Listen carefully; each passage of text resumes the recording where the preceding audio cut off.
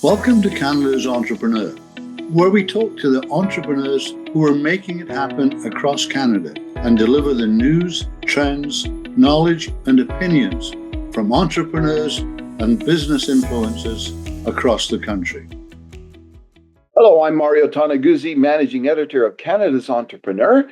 My guest today on Calgary's podcast is Jamie Conroy, who is co-founder of Orenda Society. Thanks for joining us today, Jamie. Thanks for having me.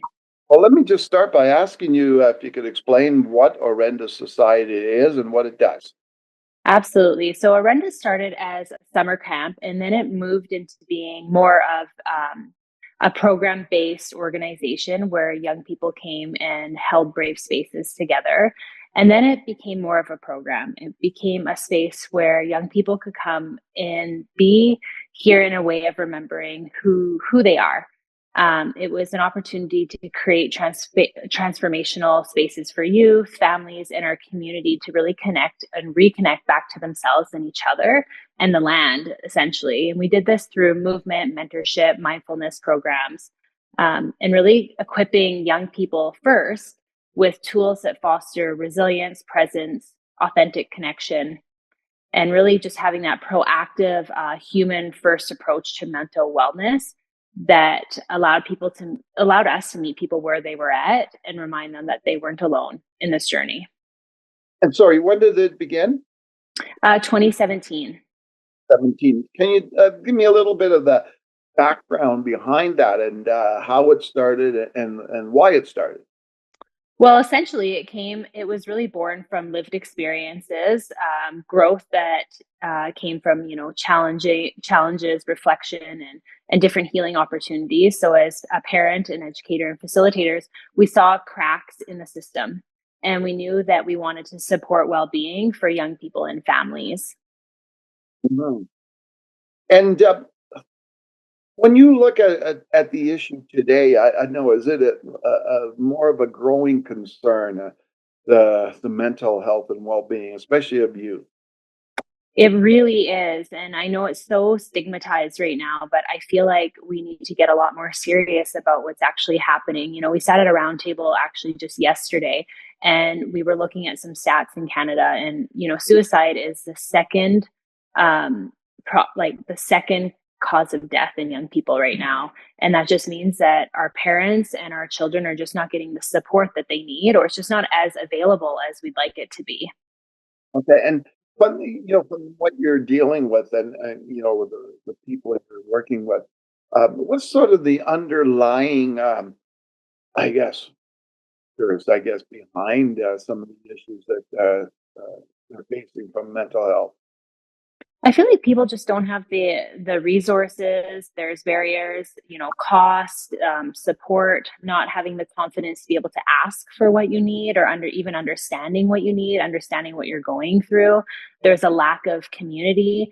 People are very alone in our society. We're faced with being on social media or having the connection to our screen and forgetting that, being in community, being outside, being connected to what is real is lacking in most of our lives sometimes, well, especially now in our society. So we're feeling like and parents are becoming more busy. Hmm. And what's the impact of all this on the society? Well, ultimately, the greatest impact is, we're going to be seeing more and more young people start to use different services, which means that, when we're not being proactive in our mental wellness, we're going to be utilizing more services as our young people are getting older, which means more tax dollars, more, pressure on our society as a whole, essentially. And it's going to be more of a dilemma than anything. And was this whole issue exacerbated by the pandemic?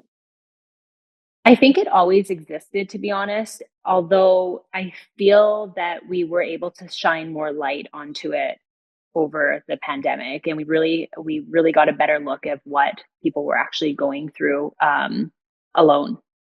Yeah. So, what were you before you got into doing this? What were you doing? Well, I have a Bachelor of Education, so I was a teacher, and then I was working in group homes as a counselor for quite a few years. Okay, then. Yeah. What made you get into that area of, I guess, as a initially?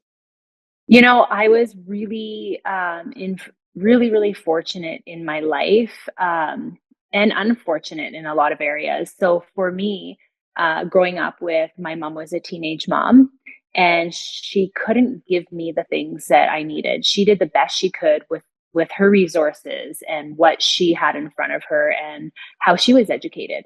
She did the best she possibly could, but what I needed was more than that. And I was really fortunate to have a lot of adult champions in my life step up for me, whether it was my coaches, a mentor, my friends' parents, who really stepped up for me in life and were able to see something in me that I might not have, and help me push forward to, not really be a victim of my environment and be able to step into the light, really, and take a chance on me. So, that was really important for me to be able to give back and be who I needed when I was younger.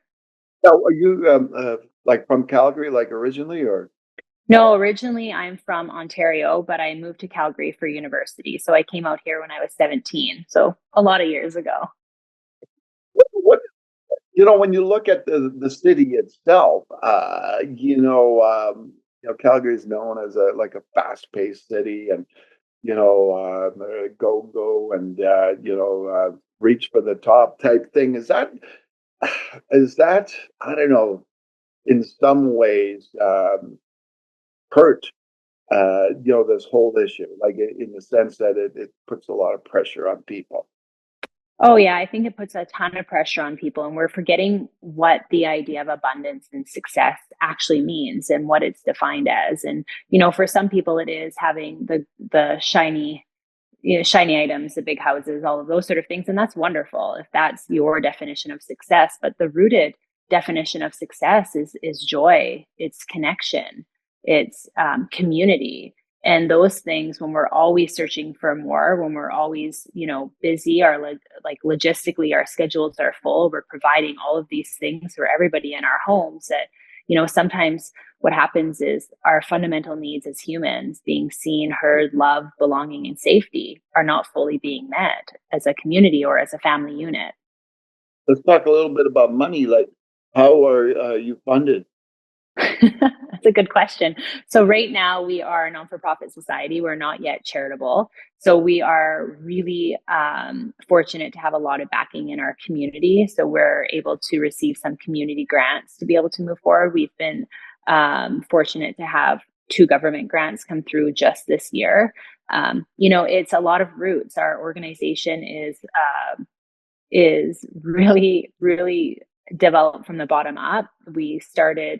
We didn't start with a philanthropist. We started just with an idea, and it was able to grow. And slowly we're starting to be funded more and more every single year as people start to learn about the impact that our organization is having on young people. So, we're hoping to be charitable in the next 18 months. So that will open some more doors for us.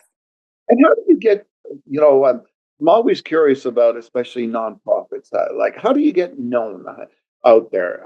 How do you get known to the people that you want to reach and help?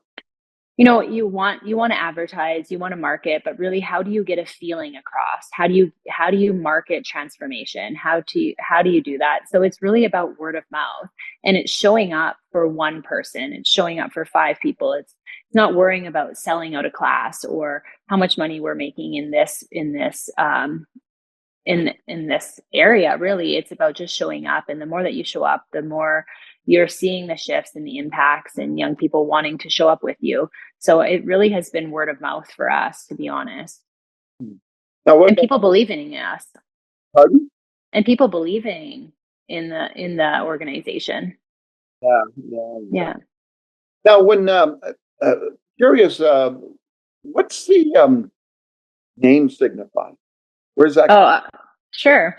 So arenda, the definition of arenda essentially means in a non, we won't go the dictionary route, but it means that when we take the time to empower ourselves, when we do the work on ourselves, when we fill our cup up, we essentially empower our community. We then take that and we give it back into our community. So it's only when we provide those essential things that we need, fill our cup up, empower ourselves, then we're able to give back to the community.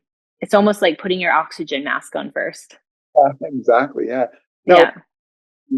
I deal with a lot of entrepreneurs and et cetera, and they're like, go, go, go, go, right? And Mm-hmm. what would seeing some of the issues and stuff that you see out there with people, what would be your advice to entrepreneurs about taking care of their well-being, mental side? Sure. I really think the biggest misconception in burnout and, the go, go, go is being too busy. And I think burnout is more than exhaustion. It's really about disconnection. So it's disconnection from joy, purpose, play, even just our simple breath. So it's learning how to be present when you're in moments of connection, present to the people that you love. It's not having to earn your rest, knowing that rest is essential to be productive, and there's no earning to rest. Rest should typically come first, so then we can be productive and make the changes. Or every entrepreneur has a deep passion and purpose, so that we can live in those passion and purposes if we're rested. I'm a big advocate for meditation and movement. So keeping yourself fueled is really important. But mostly, I honestly think that most of it is, staying connected, staying in joy, and being around people that you love, not only the work. Mm-hmm. So, do on a personal level to take care of yourself? Well, I do some meditation. I really like. Well, I don't love meditation. It's really hard sometimes, but I know that it's essential and it's really helped me a lot.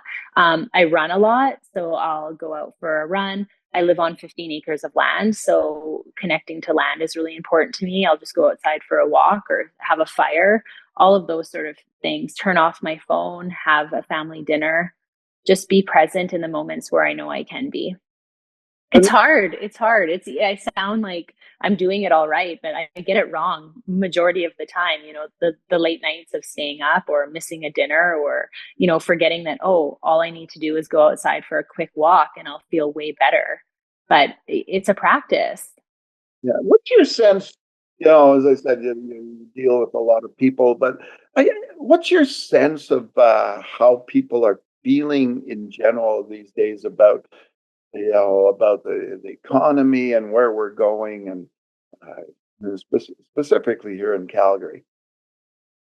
Well, I feel like, well, especially right now, I feel that a lot of people are confused. They're feeling down, misinformed, on all ends, and I feel that we need to come back to our communities, honestly, and what we can do for ourselves and our families and what's close to us. They say that the more that you fixate on what's wrong, and we're not doing anything about it, or we're not living in, on our purpose or with joy or any of those sort of things, that we're actually doing a disservice to the whole idea of being disconnected. So I honestly think that, right now, there's a lot of negativity, but there's also a lot of positivity, and it's really like, you can only control what you can control. You find there's a lot of anger out there. Yeah, there's lots of anger. Yeah. It's evident when you drive down Deerfoot. So I'm curious, Jamie, when if I'm someone that's has money and wants to help the nonprofit, or if I'm someone that needs help, how do I reach out and find you folks?